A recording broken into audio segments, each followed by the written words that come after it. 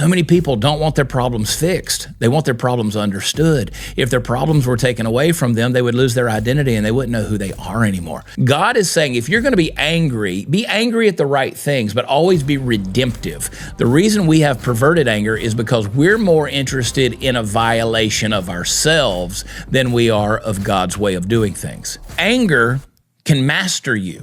And so you either master it or it will master you. Our agenda doesn't bring righteousness. It doesn't bring rightness. It doesn't bring right living. It brings glory to ourselves. Stop creating your own reality. Let God create your reality. See, if God creates your reality, when that reality gets violated, it ain't you that's got to deal with it. God's going to deal with it.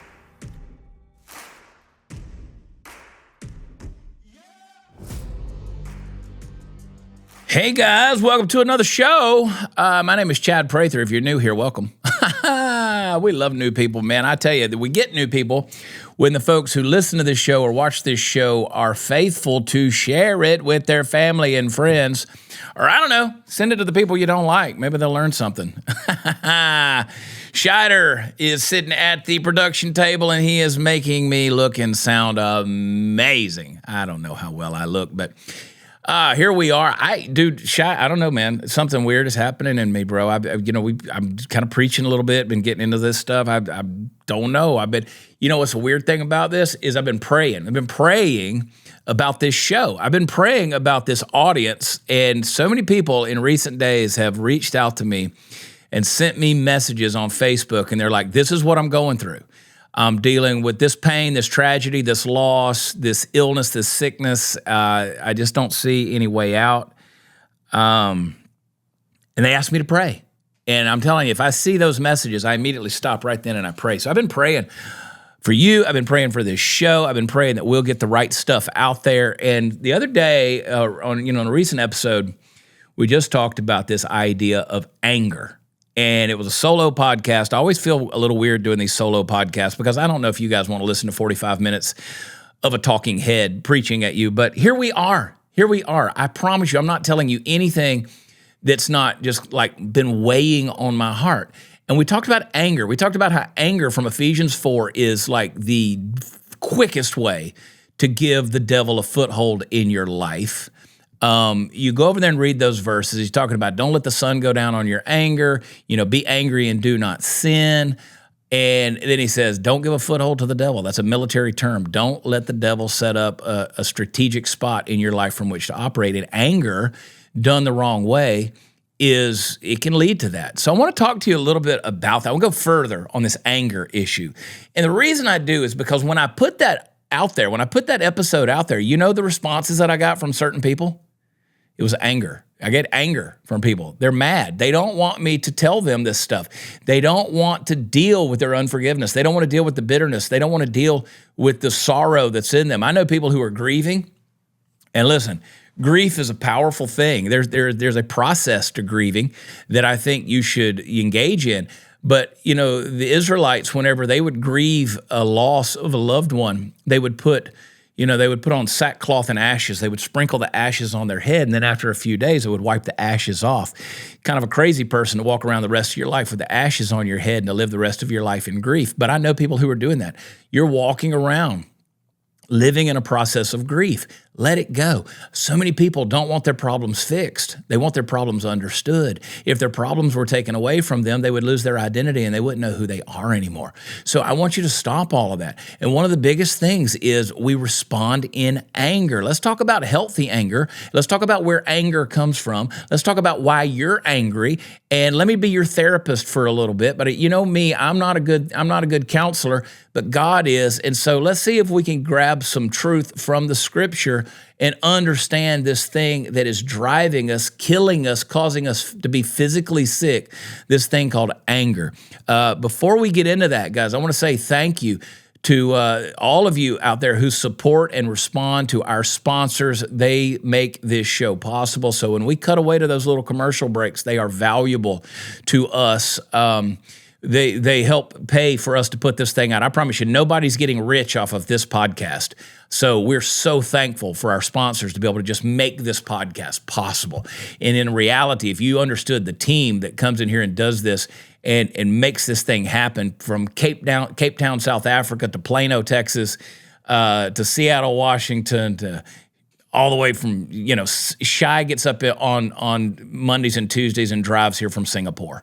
I mean, it's amazing the sacrifice that these guys put in to have this. And I just wake up and brew some coffee, walk up here to the cave, and Shai turns the lights on, and I appreciate you. So thank you to our sponsors, and thank you to those of you who support our sponsors. Now I'm going to take a little sip of coffee. There's going to be a little awkward break, and you're going to hear me slurping this. Ready? Here we go. 3, 2, 1.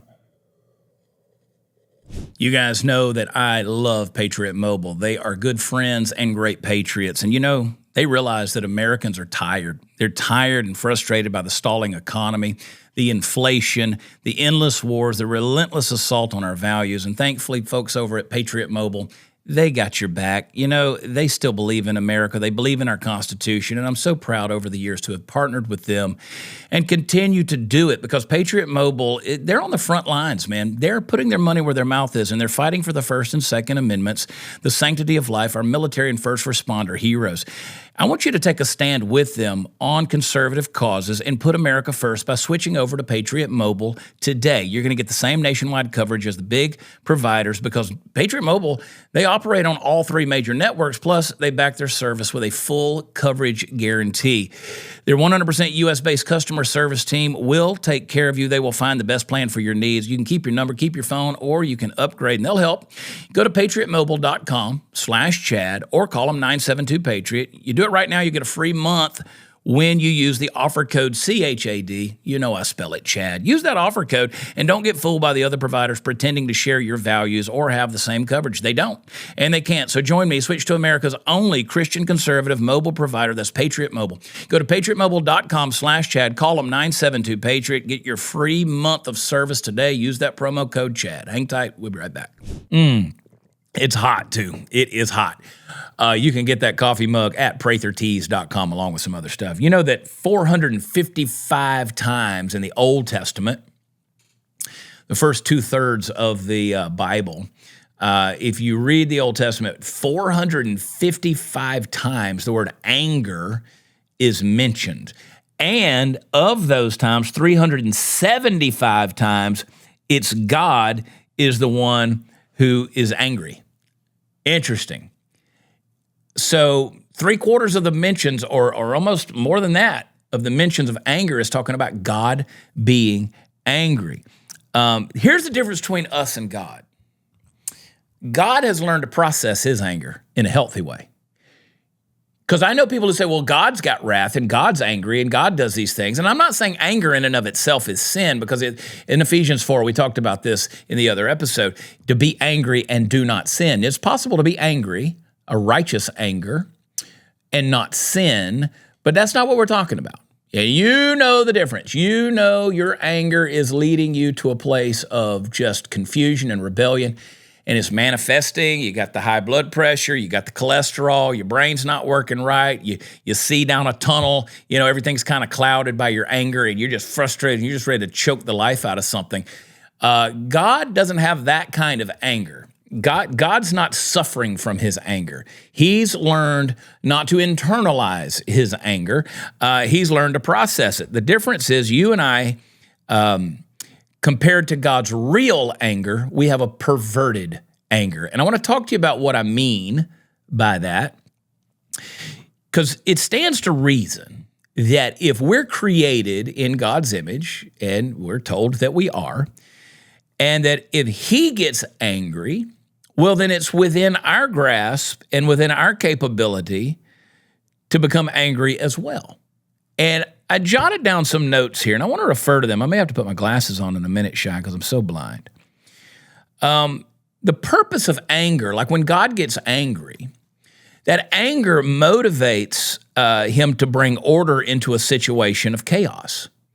So when God sees something, you go back in the Old Testament and you see rebellion, and you see idolatry, and you see sacrifice that wasn't pleasing to him, and you see these atrocities that are going on, and it says that the anger of the Lord burned against them, it's because they had created chaos, and God needed to bring order into the chaos, and his anger, which led to his wrath and led to his justice, was the consequence of him bringing order by design into that chaos. So God's anger is always redemptive. So we used abortion as an example in the other episode. It's okay to be angry at abortion. That is a chaotic situation that brings death.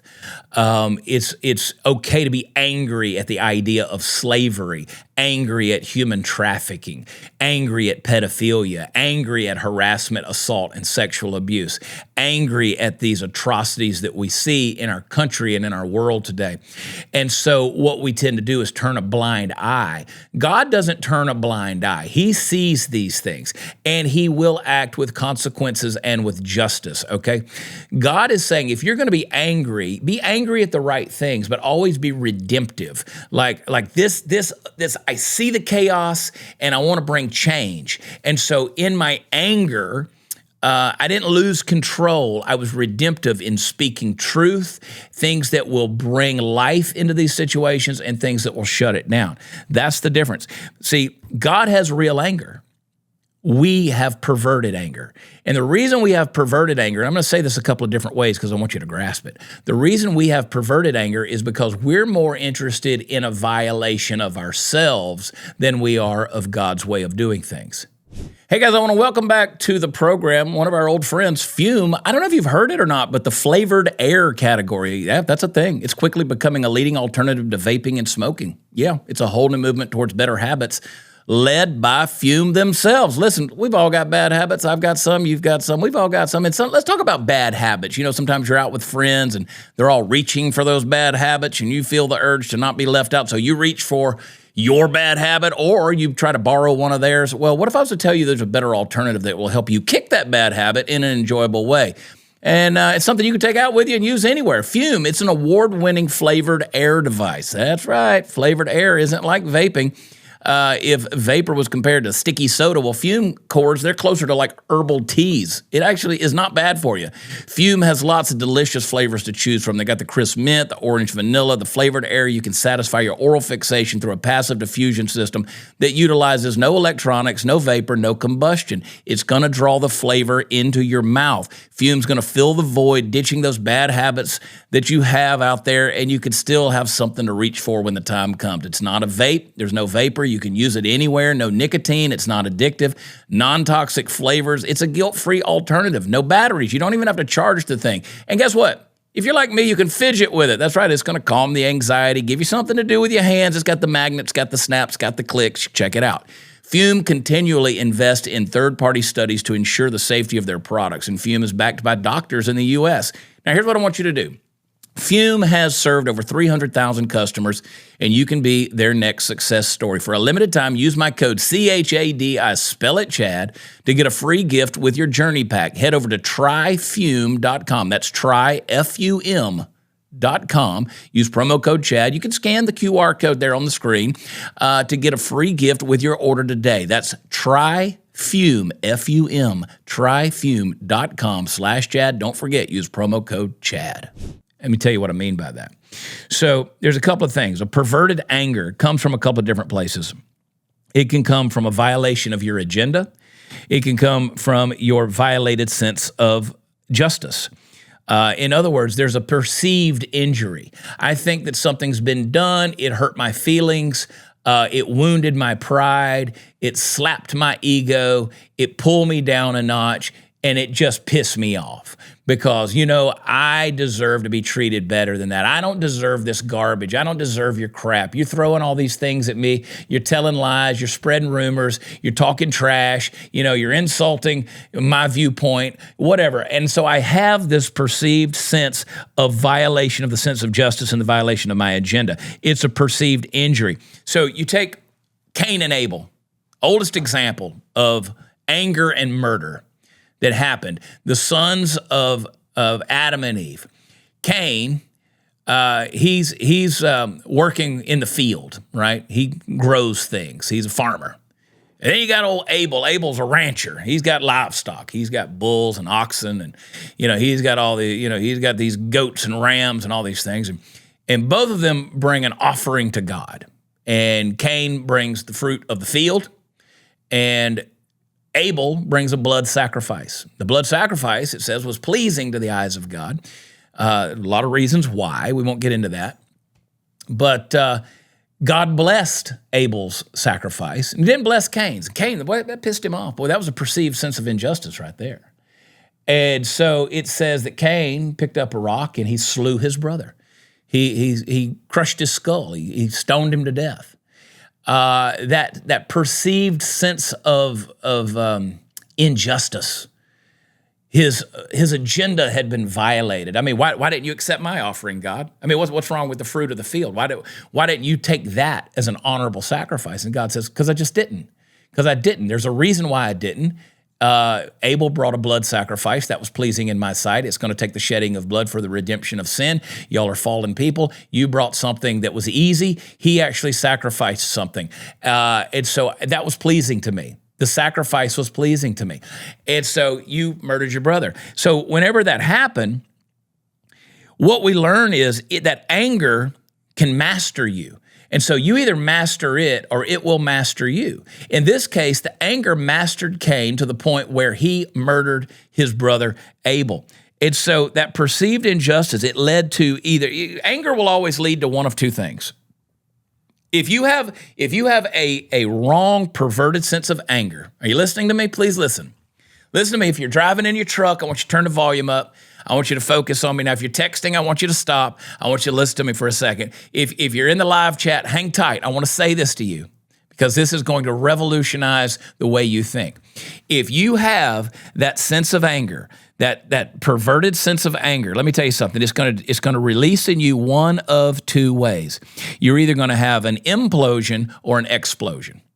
You're either going to internalize that anger or you're going to externalize it. It's either going to blow up or it's going to blow in. Now, both of those things are dangerous because that anger, when it builds up in you, it is going to destroy something. Now, explosion, if that anger explodes and Shy's sitting over there and now I'm throwing things around the house and I'm angry and I'm mad and I'm breaking stuff and, it's like, ooh, and Shy's going to be over there going, oh, what in the world have I gotten myself into? This is bad. Or if I explode onto him, or if I have a sense of he's insulted me in some kind of way, and now I'm mad at him, get out of my house, don't you come back in here, blah, blah, blah. And now I have a sense of vengeance towards him. These things, or there is an actual thing like Cain who picked up a rock and slew his brother, murdered his brother. That explosion, you can't undo those things. Some of you are living with that because you've exploded. And the people that you love and the people that you care about, they don't know what to do with you anymore because you've kind of let that thing blow up in their faces. And then so you say, well, I'm angry, so I'm just going to internalize it all. Well, that implosion is also dangerous because now you're dealing with bitterness and you're dealing with depression and you're dealing with physical things like blood pressure and the chance of having a heart attack. You're all fired up. And the bottom line is you either imploded or exploded because of an anger that came because something in your life violated your reality. Something violated your reality. See, all of us have this idea of how life is supposed to work, how life is supposed to be. And we're walking along, cruising through life. We have this sense of how people should treat us, how they should address us. When they speak to us, don't you use that tone. Don't you speak to me like that. I deserve respect. When the kids pop off at the mouth, you want to pop them in the cheek. I know how it goes. You have a perceived reality. You have that. And when something violates that reality, well, you get pissed off. How dare you burst my bubble? I've created this persona, this ego, this prideful self. And when you come and you violate that, well, guess what? You're going to catch hands. We're going to get real now, brother. You done stepped over the line. You've crossed me. Now it's war. Here we go. You know how you get around that? It's real simple. It's hard, but it's real simple. Stop creating your own reality. Let God create your reality. See, if God creates your reality, when that reality gets violated, it ain't you that's got to deal with it. God's going to deal with it. You see, you've created your life. God says, let me create your life. If you let me create your life, when somebody comes in there and tries to walk on that, God says, I'll be your defender. I'll be the one who takes care of you. That's why David said, I was young and now I'm old, and I've never seen the righteous forsaken or his seed begging bread. So in other words, God created my reality. I've lived my entire life. I was young, now I'm old. I'm an old man now, and I've never seen the righteous forsaken. That means God's never left me alone. I might have a sense of isolationism or abandonment or rejection. No, that's you have that because you created a reality and you think somebody owes you something. And when you didn't get it, you didn't get that pat on the bobo. Somebody didn't rub your fur the right way, and they violated your reality. Well, oh my God. Now I'm just going to go over here and tuck my tail, sit in my cave, suck my thumb, rock back and forth in a fetal position, and hum Jesus loves me, and wait for the Lord to come back and rescue me and burn this earth up because I'm the only righteous one that's left. I'm going to go crawl under my juniper bush and be mad because it didn't go my way. I'm going to go get in my cave and navel gaze and stare at my belly button and feel bad for myself and hope that somebody comes along and tells me how special I am. Well, you know what? You drop that sucker in the dirt, kick it in the dirt, and leave it there because that sugary sweetness is temporary anyway, and God's building a better eternal life for you that has a bigger quality and a longer lasting eternity connected to it that is going to give you far more satisfaction than these little worlds that you built for yourself. You have wrapped yourself up in jobs and careers and workplaces and women and men and relationships and the things that are making you feel special about you and your social groups and your socioeconomic status and the size of your bank account and what car you're driving and who looks up to you and who says yes, sir, and yes, ma'am, and who better get off your lawn. You've built these things up thinking that you're some kind of special. Well, the prophet Isaiah says, what is man but the breath that's in his nostrils? In an instant, God can snuff that out. And then you realize just how finite you are. I don't care how much you accumulated in this life. It's all gone. You've heard the old adage, you've never seen a hearse pulling a U-Haul trailer. You can't take it with you. It doesn't matter how special you are. Every king that's ever existed has also died. Every Caesar, every czar, every Kaiser, every president, every senator, every congressman, every person out there, every dictator, every oligarch, every murderous, treacherous, traitorous, horrible madman that's ever ruled or walked in human history, they've all died because they're temporary. You can build that world up all you want. You can build your little sphere of influence. Look at me. I'm a content creator on social media. Oh boy, let me get something and pat myself on the back. Look at what I do. I talk for a living and I, they send me money because I've gotten a whole bunch of eyeballs on the words that I say and the videos I put out there. Man, I'm special. I walk around. I've never created anything, built anything, never really done anything for anybody, but man, I sure can run my mouth and try to look pretty. So everybody, they better, better. And then all of a sudden, that rug gets pulled out from under you because big tech decides to censor you, and you're like, I can't believe this. I've worked for all this stuff. I've painstakingly built a following, and now Mark Zuckerberg has throttled me and censored me. And so now you've got this violated sense of justice about something that you never had anything to do with in the first place. You just put your stupid little face out there on a video, and somehow, somewhere, somebody was dumb enough to share it for you, and a lot of people saw it, and now you go, I'm being throttled, I'm being censored, I'm angry. Welcome to my world. I've been there. And then while you're out there patting yourself on the back in your false little perceived sense of reality, what I want you to do is stop. If you're a man and you get your sense of self-worth from a woman, stop. If you get your sense of self-worth from a job, stop. If you can walk out in your garage and look at your car collection and you get your sense of self-worth from that, if you got Rolex watches, on self-winding cases in in your closet, and you got a sense of self-righteousness and accomplishment because you got a $30,000, $40,000, $50,000 watch that you wear on your arm, forget it. Stop it. You've built a reality that doesn't exist. Let God create your reality. You let God create your reality, and your sense of injustice will change drastically.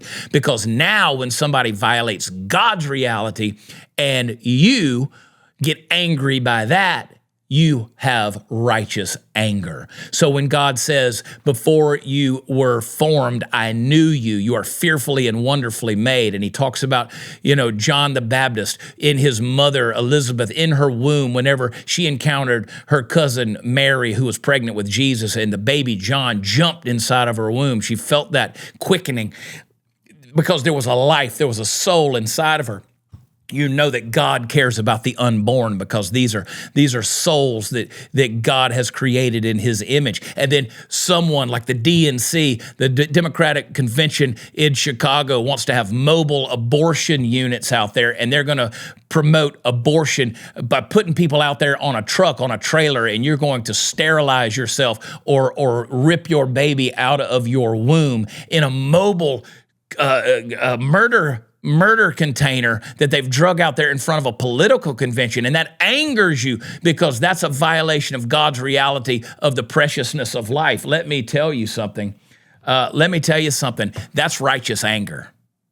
That's righteous anger. The problem is we get unrighteous when we get focused on our own perceived realities. Let God build your reality. See, that's the thing. God's agenda and your agenda are two different things. See, man's agenda, it doesn't bring the righteousness of God. You can make your plans all day long. What is it that Jesus says in Matthew chapter 7? He says, you can build your mansion, you can build your home on a foundation of sand, and when the winds and the waves come, it's going to knock it down, and great will be its fall. Because you had a plan, you had a scheme. Jesus said in another place, he said, what man among you who wishes to build something very big doesn't sit down first and count the cost? You're going to build a building. You don't sit down and look at the plans and say, okay, this is what this is going to cost. See, you have these schemes, you have these plans, you have your agenda, and God laughs at our plans. And that's the difference between us and God. Our agenda doesn't bring righteousness. It doesn't bring rightness. It doesn't bring right living.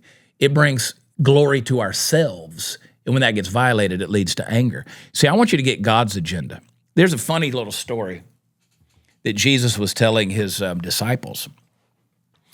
Back in those days, all roads led to Rome, right? That's the old adage, all the roads, and they quite literally did. If you've been to Rome, my buddy Shai over here has just recently been in Rome. I've been to Rome. Rome is built. Washington, D.C. is actually patterned after the way Rome is laid out. So you have the center part of the city, and then it radiates out in concentric circles. So it's the circles, the roads, all circle around the center of the city. And so it's one big kind of maze of circles that goes around, it radiates out. And then the Roman Empire, which extended to the entire known world, they had roads. They went out and they built roads. You have to appreciate how God made a way for the gospel to be spread. He brought in the Greeks, Alexander the Great, who was the Greek emperor. He conquered the entire known world. They put the world on a universal language. Everybody was speaking Greek. They built a road system, so everybody had good roads. There was all of these systems that were put into place for communication and for travel under the Greeks. Then the Romans came in and took over all of that. They made all that even better. And so even in Jerusalem, even in Israel, there were roads that would lead to Rome, and there were mile markers. You've seen a mile marker on the side of the highway, right? So there were mile markers on these roads. And so as Jesus and his disciples were walking along, they would see these mile markers. And those mile markers were quite literally a way for you to know how far you were from the center of Rome. Now, that was the meaning of that. That was the symbolic meaning of those mile markers. Well, it also wasn't unusual for the Jews of that day to see Roman soldiers, Roman centurions, Roman legions, Roman guards walking around in their streets there in Palestine. So there in Israel, they might see a Roman guard. And so Jesus has this interesting story to his disciples one day. He says, if someone compels you to walk with them for a mile, go with them a second mile also. One of the things that really angered the Jews of that day was these Roman soldiers who, because they were in charge, they would come along and they would look at these farmers, these Jewish farmers who were working in their fields, and they would call one over and they would say, come on, come with me. And they would compel them to walk with them for a mile. It was actually a Roman law. They would compel them to walk for at least 1 mile. And so let's say he's got his gear. Let's say he's got his armory, he's got his stuff, he's got his armor, he's got all of his stuff. And he constricts one of these Jewish farmers, takes time out of his day and says, I want you to pick up this pack and I want you to carry it. And by Roman law, that Jewish subject under Rome's authority had to walk that mile and carry that stuff. He was compelled to do it. So Jesus said, if they compel you to walk a mile. Now, you can only imagine how angry you would be. I'm out here, I'm tending to my fields, I'm gathering my crop, I'm gathering my harvest, and this Roman dog comes along and looks at me and says, hey, Jew, come carry this stuff. Walk with me a mile. And the whole way you're talking under your breath. I mean, you're like, I hope this guy dies. I can't wait for Messiah come and cut his head off. I'm ready for justice. I want Yahweh to show up and overthrow the Roman Empire, overthrow these Roman soldiers, these dogs. They're trash. They're Gentiles. They're goy. They don't believe in the law. They don't believe in Moses. They don't believe in any of our, in our traditions. They trample underfoot. And so you're grumbling. You're angry. You got this violated sense of reality the entire way. But Jesus says, okay, let's change your reality. He says, if someone compels you to walk a mile, I want you to walk a second mile with them also. Why? Why? You're pissed. You're angry. You're troubled. I want you to change that scenario. Now, that Roman soldier looks over at that farmer and says, I want you to come carry this for a mile. Well, he drops his shovel, he drops his hoe, and he runs over there with excitement and exuberation, a little bit of joy in his heart. He grabs it up. He starts walking ahead of that Roman soldier. He's carrying that gear, and he's like, come on, let's go. Ready to go. Can't wait. Let's do this. And so he's walking with him. And he's chatting it up, but he's keeping up, whatever. He's got the stuff, got a smile on his face, got a song in his heart. He's rocking and rolling. He's moving. And then they get to that mile marker, and when it's time for most of them to drop it in the dirt and turn around in a huff and walk back the mile to get back to their fields and go back to work, instead of that, he just blows right past that mile marker and keeps going. And that Roman soldier's confused. He's like, I've never seen a Jew like this. I've never seen someone just keep walking. What's the deal here? Why are you still going? You don't have to keep going. No, come on. I'm going to take you a second mile. I got this. You don't need to get those other people out of the field. Come on, I'll save you some time. We'll go to the second mile. We're going to go down here. Come on, let's just keep walking. See, there's a different reality there. Now, you had that sense of justice based on your reality to say, I'm going to do what's required of me, and then I'm going to quit and go back because I'm pissed. So I'm going to do this. I'm going to fulfill this obligation, and I'm getting the hell out of here. And that's what the idea is, see, that's your perceived reality. But Jesus says you walk that second mile, and guess what? Suddenly, there are going to be some questions because that Roman guard's going to go, what's different about this guy? What's his deal? I've never seen this before. Why is he different from everybody else? And it gives you the opportunity to bring redemption into the situation of being compelled or constricted to do something you didn't want to do. You get to bring change into that place of chaos. Because now, guess what? That Roman soldier says, what's different about you? You get to tell him. You get to tell him. Let me tell you about my Savior. Let me tell you about my God. Let me tell you about my Lord. Let me tell you about the joy that lives inside of me. Let me tell you why I'm ultimately not under Roman authority. Now, you probably wouldn't say that for fear of getting his head cut off. But let me just tell you, I'm under somebody else's authority, and I don't get offended. I don't get upset. I don't get angry. Because you're not the one who's controlling me. Yeah, I'll do my duty. Yeah, you got this law, and I'll do what your law says. I'll go out there and do it. But at the end of the day, I'm going to do it with joy in my heart, not anger. You see the difference? Do you see the change that potentially could bring? You know, you got something that comes along. Your boss says, hey, I need you to stay a little bit late tonight. Oh, man, Dad, no. What if you did it with joy? What if you did it with exuberance? Hey, you know what? Let me help you. Let me do a little bit extra out here. Let me go a little bit further rather than feeling violated. How about I do this with joy and exuberance? You say, well, man, you're going to get used all the time. Well, maybe so. But maybe the joy that you have in your life is far more contagious and far more redemptive and far more fulfilling for you, not to mention healthier inside and out, than the anger would have been. Because I can tell you this, life is going to constrict you and compel you to do a lot of things. You can do it in anger, you can do it in joy. You can do it in happiness, you can do it with bitterness. You can do it with unforgiveness and resentment, or you can do it with exuberance, excitement, and enthusiasm. You know, the first Christians in the first century, the Greeks came up with a word to describe them when they saw them in the streets or they saw them worshiping. The word was entheos. Entheos. It's a compound word that means God inside. They said, we can't describe their excitement or their passion. So the only way we know to describe these Christians is entheos. They have enthusiasm. They have God inside of them. Entheosiasm. You understand that's where our English word enthusiasm comes from. It means to have God inside of you. So when you behave like God's inside of you, you're not having to defend your perceived reality anymore. You don't have to do that anymore. So if you're angry, and we get angry, I want you to define what's wrong. I want you to define in your heart and get good at it, define what is it that's wrong. Somebody said something to me the other night, and they didn't mean anything by it, but buddy, when they said it, oh boy, it was like a little dart hit me in the heart. I was like, boy, I was ready to, and I bit my tongue. I didn't say anything. I was like, oh God, I wanted to slap them. I mean, I just wanted to verbally just get on them. I just went, oh boy. And then I thought to myself, I said, what about what they said? What is it about what they said just triggered you? What is it? Because I was like, on the surface, what they said really wasn't wrong.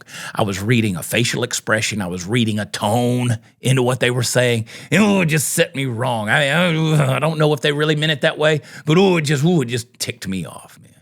And I was ready, and I bit my tongue, and I asked myself, I said, you know what, let's set a scale. Let's balance this thing out. Is the explosion or implosion that I'm about to express here, that I'm about to manifest, is it worth what the consequences are going to be? Here, let's balance this out. And I said, bite your tongue. Because you're riled up, and bite your tongue. Let it go. Let it go. Let it go. Whew. I mean, sometimes you got to just take a deep breath. Whew. And let that out. Set that scale and determine. It's funny the things we get mad at. Your husband comes in and he's been working all day long, and he walks over to the refrigerator and he grabs a gallon of milk, and he doesn't grab a glass out of the carton or out of the cabinet. He just starts drinking it out of the carton. And you're like, stop doing that. Stop doing that. Okay, well, why is that? It might be gross to you, but why is that violating your sense of justice? Why is that violating your agenda, your reality? Or, the kids come in, they drink the orange juice, and it's down to the last little sip. And they put the empty carton right back in the refrigerator rather than putting it in the trash. It would have been easier to just let gravity take over and toss it in the trash. And you're like, these kids. Or the kid didn't make their bed, or they didn't do something a certain way, or what is your violated sense of injustice? What is really going on here? Set a scale, folks. Set a scale. Determine what's really wrong here. Was something really done that was wrong? Or was somebody just stepping on your agenda? Was somebody stepping on your sense of justice? That's a huge deal. Some of you are mad at each other. Some of you are mad at God. Some of you are angry with God. And, You're mad because you're fat. You're mad because you've had tragedy. You're mad because God didn't give you the person or the money or the life. Maybe God gave you a bad hairline. Maybe you got something, I don't know. You're just mad at God. You're mad at who you married. You mad, God, why'd you, what is it that Adam said? Adam, God comes walking in the cool of the day. He wants to communicate with Adam and Eve. And he says, what have you done, Adam? And Adam says, this woman that you gave me,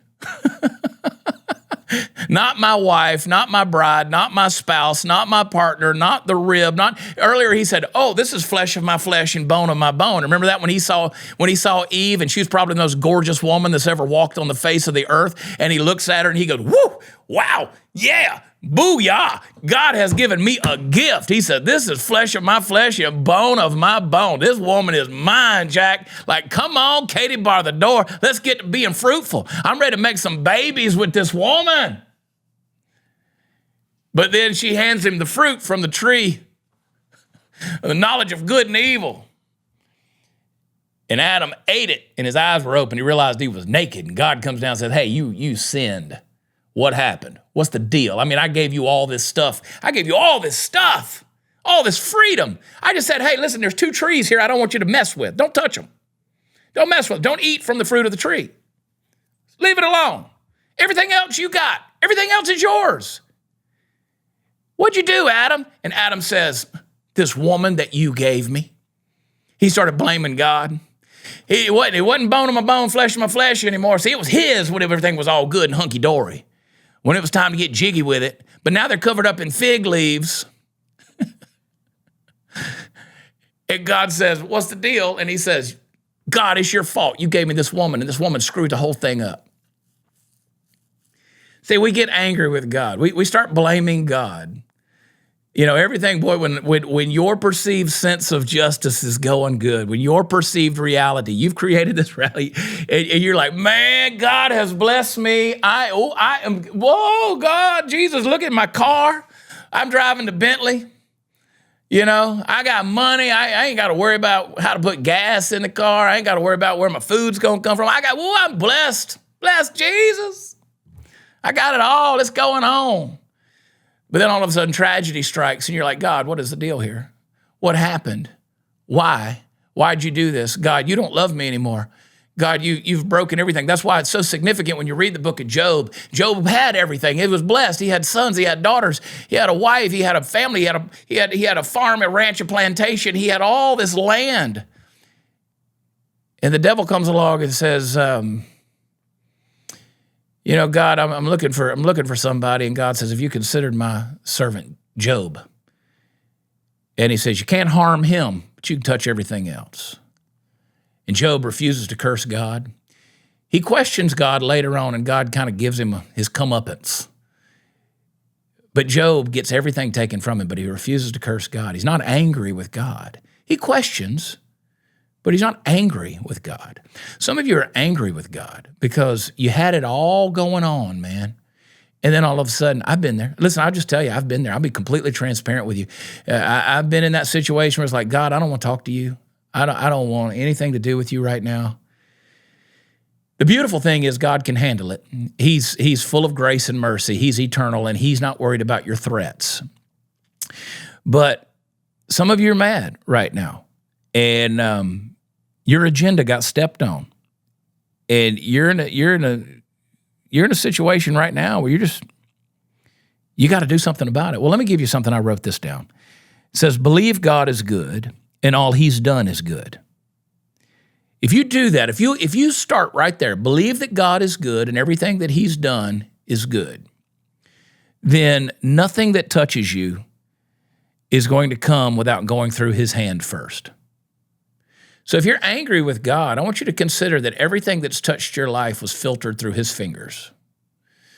Paul says in Romans, famous verse of scripture, Romans 8:28, it says, all things work together for good to those who are called according to his purpose, those who love the Lord and are called according to his purposes. All things work together to those who love the Lord and who are called according to his purposes. All things work together. All things. The things meant for evil, the things meant for pain, the things meant for death, all those things will work together for good to those who love the Lord. You've already established that he's good and everything he does is good. Everything that touches your life has been filtered through his fingers. If you do that, all things will work together for good to those who love the Lord and are called according to his purpose. I can go down there and bake a cake right now. I can get out the flour. I can get out the yeast. I can get out the sugar. I can get out all the different stuff. I can get the milk. I can get the eggs. And you know what I can do? I can separate all those things out in the bowl, and I can grab me a spoon and I can start eating the flour. I can start eating the sugar. I could start eating those raw eggs. I could get the vanilla extract, take a spoonful of that. That's disgusting. None of that tastes good. None of that's going to taste good eating it like that. I can eat the yeast. I can get in all this kind of stuff. I can do all these things. They're not good individually, but if you work them together according to the plan, according to the recipe, it creates something amazing. Now I got this beautiful cake, and it's delicious because all those things, all those ingredients work together for good to make something very beautiful.